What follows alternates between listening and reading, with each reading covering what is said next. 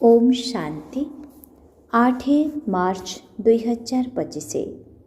परम शिक्षक श्री भगवान उवाच मिठे बच्चे, रूहानी सेवा करी निजर एवं अन्यमानंकर कल्याण कर।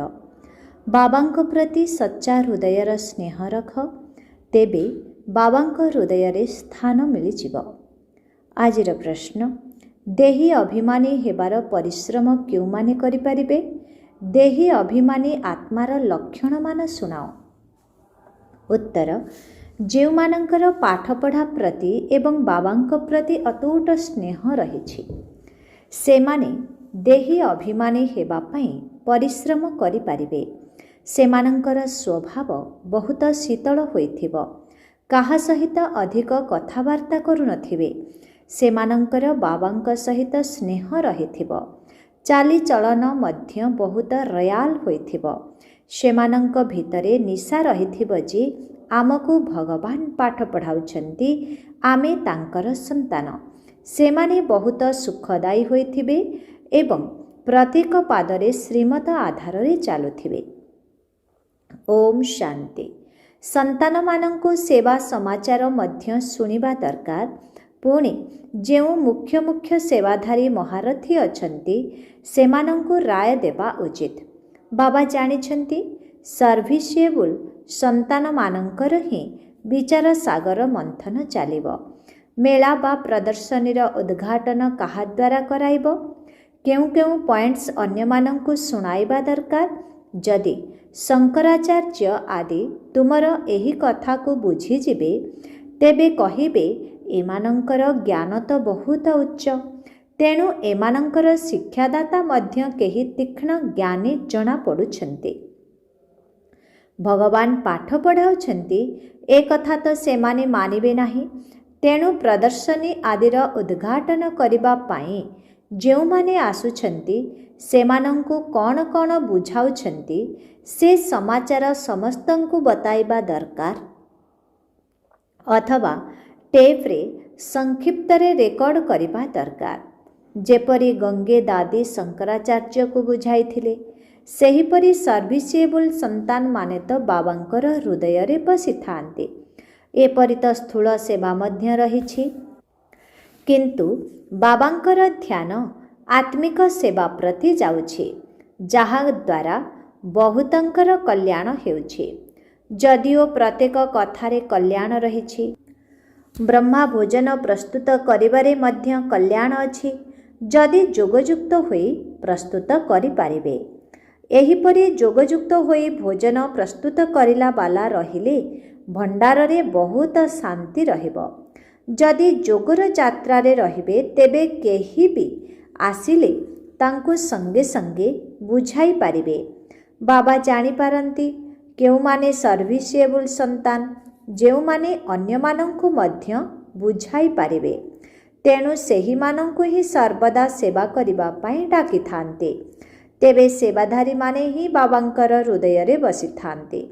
बाबांकर समस्त ध्यान सेवाधारी संतानंक आड़को ही जाई थाए।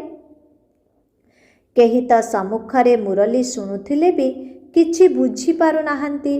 धारणा हेउ नाही काहेकि ना अधा कल्पर देह अभिमान रूपी बेमारी बहुत शक्तिशाली होई जाइछि। ताकू समाप्त करिबा पाई बहुत अल्प अछंती, जेउ माने भल भावरे पुरुषार्थ करुछंती। बहुतंक द्वारा देही अभिमानी हेबार परिश्रम होई पारु नाही। बाबा बुझाउछंती पिला माने देही अभिमानी हेबा पाई बहुत परिश्रम दरकार। जदिओ केही केही चाट मध्य पठाई देउछंती, किंतु संपूर्ण नुहे, तथापि किछि तो अटेंशन रहुछि। देही अभिमानी हेबा पाई बहुतंकर कम अटेंशन रहुछि। देही अभिमानी बहुत शीतल हेबे, सेमाने एते अधिक कथावार्ता करिबे नाही। सेमानंकर बाबांक सह एपरि स्नेह रहुथिबो जाहाकि न पचारिले भल। आत्मा को एते खुशी रहिबा दरकार जाहाकि केबे कौनसी मनुष्यर रहु नथिबो। एही लक्ष्मी नारायणंक ठारे तो ज्ञान नाही, तुम संतान मानंक पाखरे ही ज्ञान अछि। ଯେଉଁମାନଙ୍କୁ ଭଗବାନ ପାଠ ପଢ଼ାଉଛନ୍ତି, ଭଗବାନ ଆମକୁ ପାଠ ପଢ଼ାଉଛନ୍ତି। ଏହି ନିଶା ମଧ୍ୟ ତୁମମାନଙ୍କ ଭିତରେ କେହି ଜଣେ ଦୁଇ ଜଣଙ୍କୁ ରହୁଛି। ସେହି ନିଶା ରହିଲେ ହିଁ ବାବାଙ୍କର ସ୍ମୃତିରେ ରହିପାରିବେ, ଯାହାକୁ ଦେହୀ ଅଭିମାନୀ ଅବସ୍ଥା କୁହାଯାଉଛି। କିନ୍ତୁ ସେ ନିଶା ରହୁନାହିଁ। ଯେଉଁମାନେ ଯୋଗଯୁକ୍ତ ହୋଇ ରୁହନ୍ତି ସେମାନଙ୍କର ଚାଲିଚଳଣି ବହୁତ ଭଲ ରାଜକୀୟ ହେବ। ଆମେ ଭଗବାନଙ୍କର ସନ୍ତାନ, ସେଥିପାଇଁ ଗାୟନ ମଧ୍ୟ ଅଛି। ଅତୀନ୍ଦ୍ରିୟ ସୁଖ ଗୋପ ଗୋପୀମାନଙ୍କୁ ପଚାର। ଯେଉଁମାନେ ଦେହୀ ଅଭିମାନୀ ହୋଇ ବାବାଙ୍କ ସ୍ମୃତିରେ ରହୁଛନ୍ତି, ଯେଉଁମାନେ ବାବାଙ୍କ ସ୍ମୃତିରେ ରହୁନାହାନ୍ତି, ସେମାନେ ଶିବ ବାବାଙ୍କର ହୃଦୟରେ ବସି ପାରୁନାହାନ୍ତି। ଶିବ ବାବାଙ୍କର ଦିଲରେ ନ ବସିଲେ ଦାଦାଙ୍କର ଦିଲରେ ମଧ୍ୟ ବସିପାରିବେ ନାହିଁ। ତାଙ୍କ ହୃଦୟରେ ରହିଲେ ନିଶ୍ଚୟ ୟାଙ୍କ ହୃଦୟରେ ମଧ୍ୟ ରହିବେ। ବାବା ପ୍ରତ୍ୟେକଙ୍କୁ ଜାଣିଛନ୍ତି। ସନ୍ତାନମାନେ ନିଜେ ମଧ୍ୟ ଜାଣିଛନ୍ତି ଯେ ମୁଁ କି ସେବା କରୁଛି। ତେବେ ସେବାର ସଉକ ପିଲାମାନଙ୍କ ଭିତରେ ବହୁତ ରହିବା ଉଚିତ। କାହା କାହାକୁ ସେଣ୍ଟର ଖୋଲିବା ପାଇଁ ମଧ୍ୟ ସଉକ ରହୁଛି। କାହା କାହାର ଚିତ୍ର କରିବା ପାଇଁ ବହୁତ ସଉକ ରହିଛି। ବାବା ମଧ୍ୟ କହୁଛନ୍ତି, ମୋତେ ଜ୍ଞାନୀତ୍ୱ ଆତ୍ମା ବହୁତ ପ୍ରିୟ। ଯେଉଁମାନେ ବାବାଙ୍କର ସ୍ମୃତିରେ ମଧ୍ୟ ରହୁଛନ୍ତି ଏବଂ ସେବା କରିବା ପାଇଁ ମଧ୍ୟ ତତ୍ପର ହେଉଛନ୍ତି, କେହି ତ ବିଲକୁଲ ସେବା କରୁନାହାନ୍ତି। ଭଗବାନ ବାବାଙ୍କର କଥାକୁ ମଧ୍ୟ ମାନୁନାହାନ୍ତି। ବାବା ଜାଣିଛନ୍ତି ନା କାହାକୁ କେଉଁଠି ସର୍ଭିସ୍ କରିବା ଉଚିତ, କିନ୍ତୁ ଦେହ ଅଭିମାନ କାରଣରୁ ନିଜ ମତରେ ଚାଲୁଛନ୍ତି। ତେଣୁ ସେମାନେ ହୃଦୟରେ ରହିପାରୁନାହାନ୍ତି। ଅଜ୍ଞାନ କାଳରେ ମଧ୍ୟ କୌଣସି ସନ୍ତାନ ଯଦି ଖରାପ ଚରିତ୍ରର ହୋଇଥାନ୍ତି, ତେବେ ସିଏ ବାବାଙ୍କ ହୃଦୟରେ ସ୍ଥାନ ପାଆନ୍ତି ନାହିଁ। ତାକୁ କୁପୁତ୍ର କୁହାଯାଏ। ସଙ୍ଗ ଦୋଷରେ ପଡ଼ି ଖରାପ ହୋଇଯାଇଥାନ୍ତି। ଏଠାରେ ମଧ୍ୟ ଯେଉଁମାନେ ସର୍ଭିସ୍ କରୁଛନ୍ତି ସେମାନେ ବାବାଙ୍କର ପ୍ରିୟ ହୋଇଥାନ୍ତି। ଯିଏ ସେବା କରୁନାହାନ୍ତି ତାଙ୍କୁ ବାବା କିପରି ସ୍ନେହ କରିବେ? ଭାବୁଛନ୍ତି ଏମାନେ ଭାଗ୍ୟ ଅନୁସାରେ ହିଁ ପାଠ ପଢ଼ିବେ। ତଥାପି ସ୍ନେହ କାହା ଉପରେ ରହିବ? ନିୟମ ତ ସେଇଆ ଅଟେ ନା। ଭଲ ସନ୍ତାନମାନଙ୍କୁ ବହୁତ ସ୍ନେହର ସହିତ ଡାକିବେ। କହିବେ, ତୁମେ ବହୁତ ସୁଖଦାୟୀ ଅଟ, ତୁମେ ପିତା ସ୍ନେହୀ ଅଟ। ଯିଏ ବାବାଙ୍କୁ ମନେ ପକାଉନାହାନ୍ତି ତାଙ୍କୁ ପିତା ସ୍ନେହୀ କିପରି କହିବେ? ଦାଦା ଅର୍ଥାତ୍ ବ୍ରହ୍ମାଙ୍କର ସ୍ନେହୀ ହେବାର ନାହିଁ। ତୁମମାନଙ୍କୁ ବାବାଙ୍କର ସ୍ନେହୀ ହେବାକୁ ହେବ। ଯିଏ ବାବାଙ୍କର ସ୍ନେହୀ ହୋଇଥିବ ତାଙ୍କର କଥାବାର୍ତ୍ତା ଚାଲିଚଳନ ବହୁତ ମିଠା ସୁନ୍ଦର ହେବ। ବିବେକ ଏପରି କହୁଛି, ଯଦିଓ ସମୟ ଅଛି କିନ୍ତୁ ଶରୀର ଉପରେ କିଛି ଭରସା ନାହିଁ। ଅଚାନକ ଦୁର୍ଘଟଣା ହୋଇଯାଉଛି, କାହାର ହାର୍ଟ ଫେଲ୍ ହୋଇଯାଉଛି, କାହାକୁ ରୋଗ ହୋଇଯାଉଛି। ମୃତ୍ୟୁ ତ ଅଚାନକ ହୋଇଯାଉଛି ନା। ସେଥିପାଇଁ ନିଶ୍ୱାସ ଉପରେ ତ ଭରସା ନାହିଁ। ପ୍ରାକୃତିକ ବିପର୍ଯ୍ୟୟର ମଧ୍ୟ ଏବେ ପ୍ରାକ୍ଟିସ୍ ଚାଲିଛି। ଅସମୟରେ ବର୍ଷା ହୋଇ ବହୁତ କ୍ଷତି କରିଦେଉଛି। ଏହି ଦୁନିଆ ହେଉଛି ବହୁତ ଦୁଃଖଦାୟୀ। ବାବା ମଧ୍ୟ ଏପରି ସମୟରେ ଆସୁଛନ୍ତି ଯେତେବେଳେ କି ମହାନ ଦୁଃଖ ରହିଛି। ଏଠାରେ ରକ୍ତର ନଦୀ ବି ବୋହିବ। ସେଥିପାଇଁ ଚେଷ୍ଟା କରିବା ଦରକାର କି ଆମେ ନିଜର ପୁରୁଷାର୍ଥ କରି 21 ଜନ୍ମର କଲ୍ୟାଣ ତ କରିନେବା। ବହୁତଙ୍କ ପାଖରେ ନିଜର କଲ୍ୟାଣ କରିବାର ଚିନ୍ତା ବି ଦେଖାଯାଉ ନାହିଁ। ବାବା ଏଠାରେ ବସି ମୁରଲି ଚଲାଉଥିବା ସମୟରେ ମଧ୍ୟ ବୁଦ୍ଧି ସର୍ଭିସିଏବୁଲ ସନ୍ତାନମାନଙ୍କ ଆଡ଼କୁ ଯାଇଥାଏ। ଏବେ ଶଙ୍କରାଚାର୍ଯ୍ୟଙ୍କୁ ପ୍ରଦର୍ଶନୀକୁ ଡାକିଛନ୍ତି, ନଚେତ୍ ଏମାନେ ବିନା ନିମନ୍ତ୍ରଣରେ କେଉଁଠିକୁ ଯାଆନ୍ତି ନାହିଁ। ବହୁତ ଅଭିମାନରେ ରହିଥାନ୍ତି। ତେଣୁ ତାଙ୍କୁ ସମ୍ମାନ ମଧ୍ୟ ଦେବାକୁ ପଡ଼ିବ। ଉପରେ ସିଂହାସନରେ ବସାଇବାକୁ ପଡ଼ିବ। ଏପରି ନୁହେଁ ତାଙ୍କ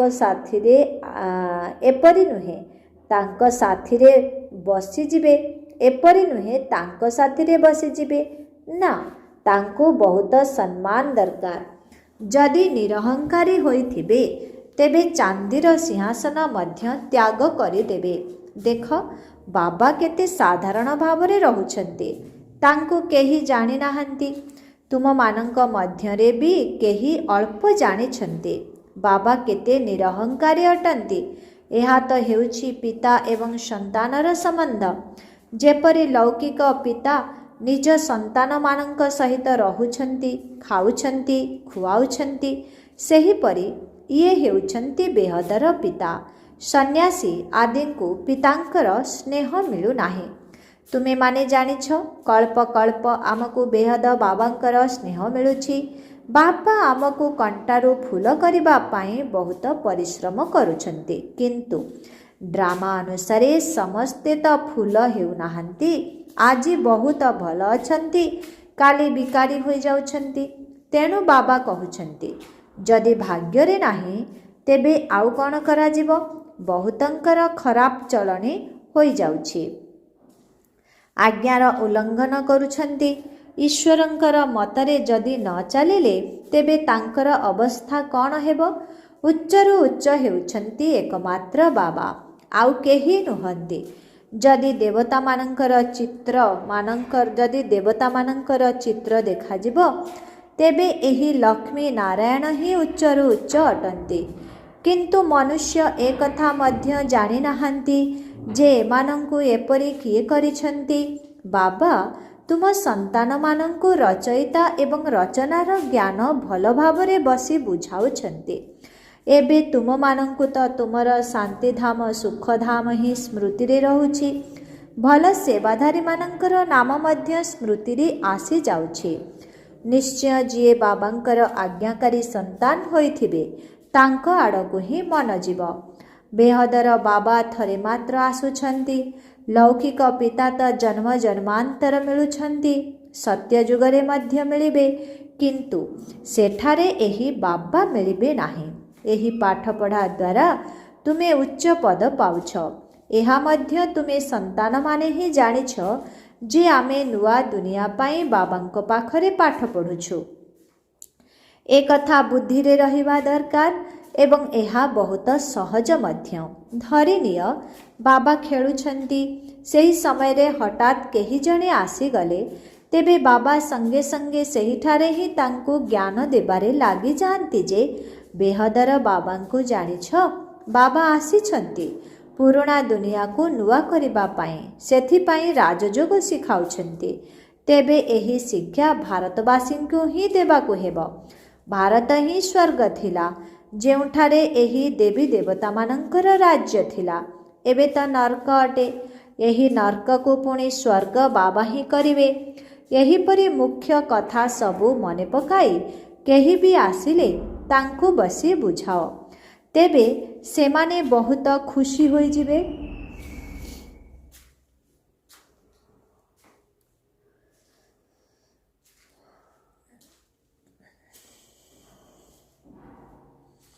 କେବଳ କୁହ ବାବା ଆସିଛନ୍ତି।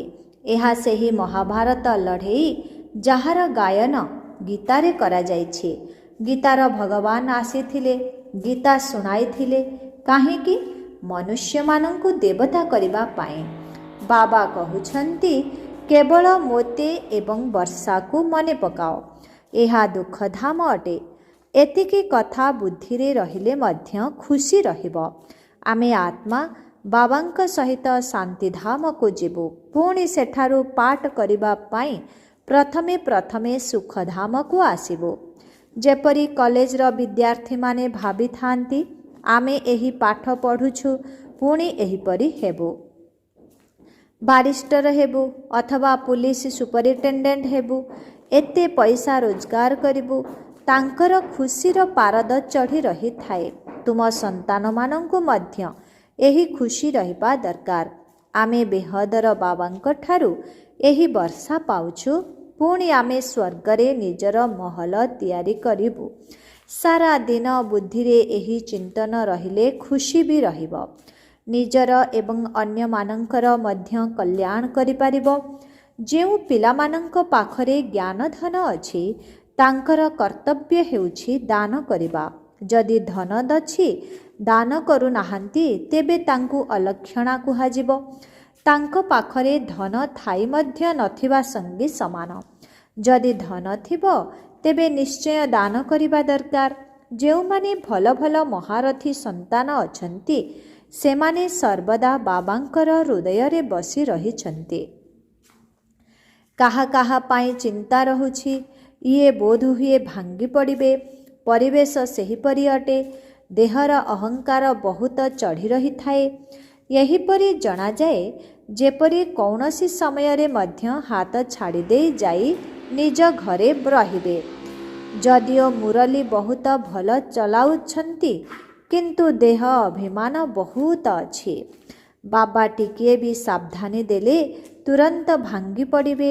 ନଚେତ୍ ଗାୟନ ଅଛି, ପ୍ୟାର କରୋ ଚାହେ ଠୁକୁରାଓ, ଚାହେ ସ୍ନେହ କର କି ହତାଦର କର, ତୁମ ଦ୍ୱାର ଛାଡ଼ିବି ନାହିଁ।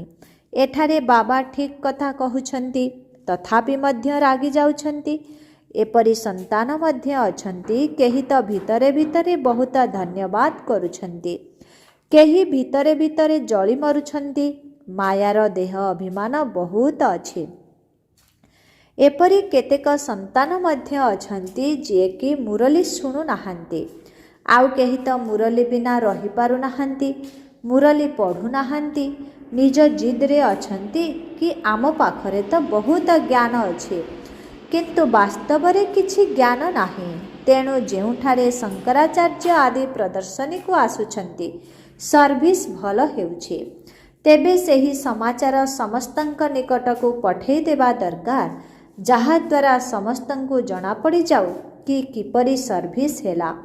ତେବେ ସେମାନେ ମଧ୍ୟ ଶିଖିବେ। ଯାହାଙ୍କର ଏହିପରି ସେବା କରିବା ପାଇଁ ବିଚାର ଆସୁଛି, ତାଙ୍କୁ ହିଁ ବାବା ସର୍ଭିସିଏବୁଲ୍ ବୋଲି ଭାବିବେ।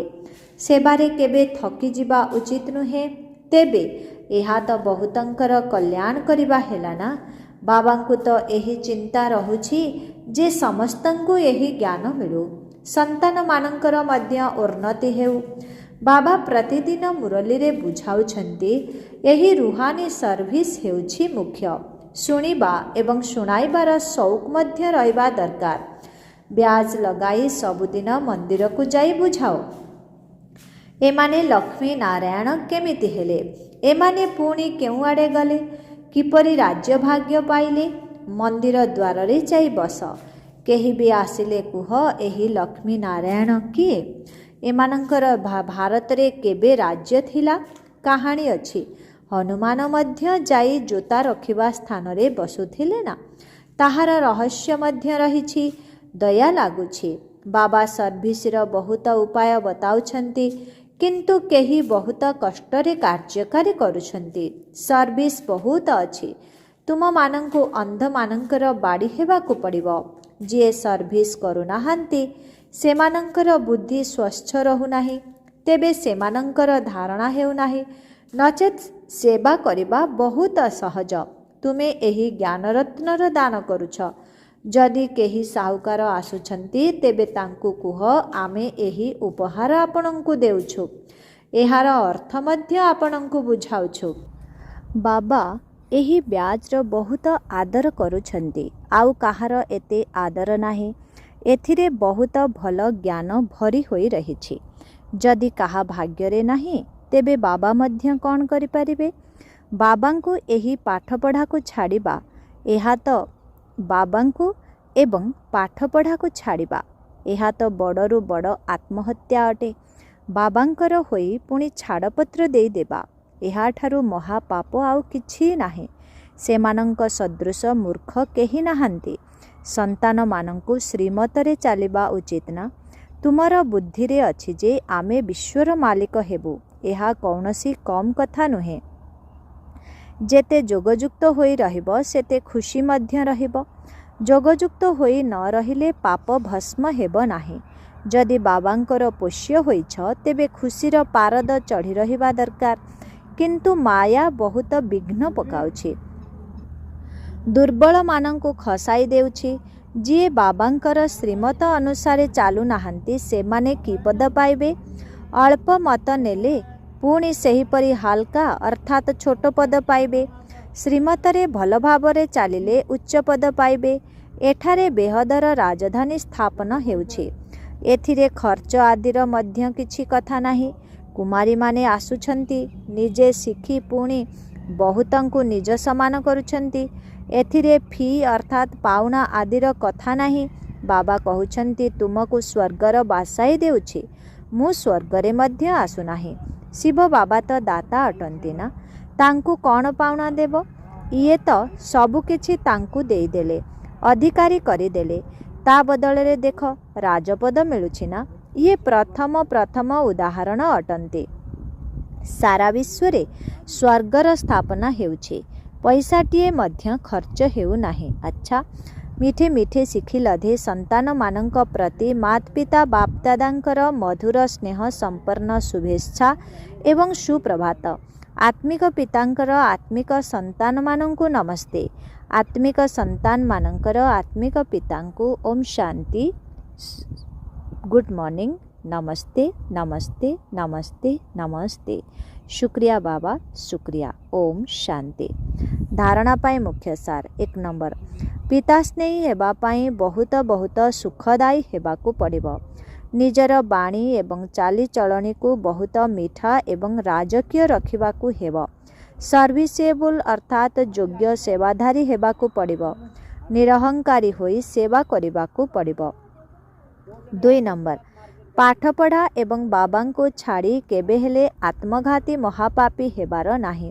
ତୁମ ପାଇଁ ମୁଖ୍ୟ କଥା ହେଉଛି ରୁହାନୀ ଅର୍ଥାତ୍ ଆତ୍ମିକ ସେବା କରିବା। ଏହି ସେବାରେ କେବେ ହେଲେ ଥକିବାର ନାହିଁ। ଜ୍ଞାନରତ୍ନର ଦାନ କରିବାକୁ ହେବ, ଏଥିରେ କଞ୍ଜୁସ ହେବାର ନାହିଁ।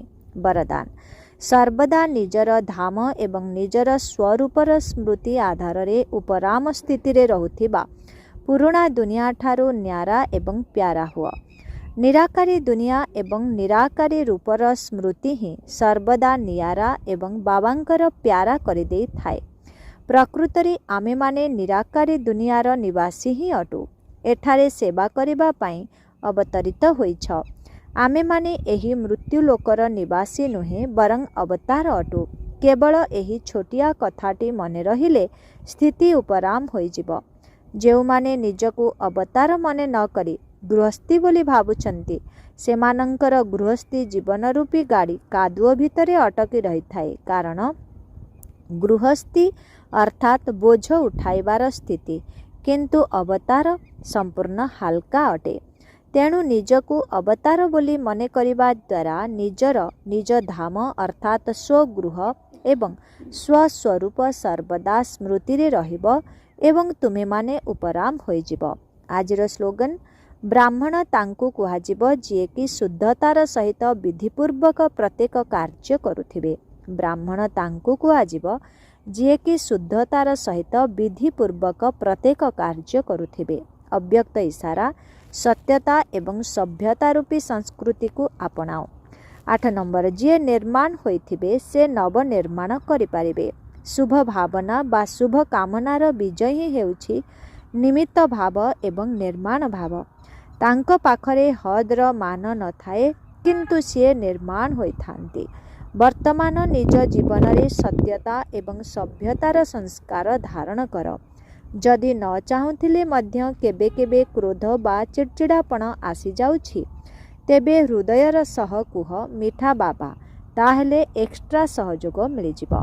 ଓମ୍ ଶାନ୍ତି।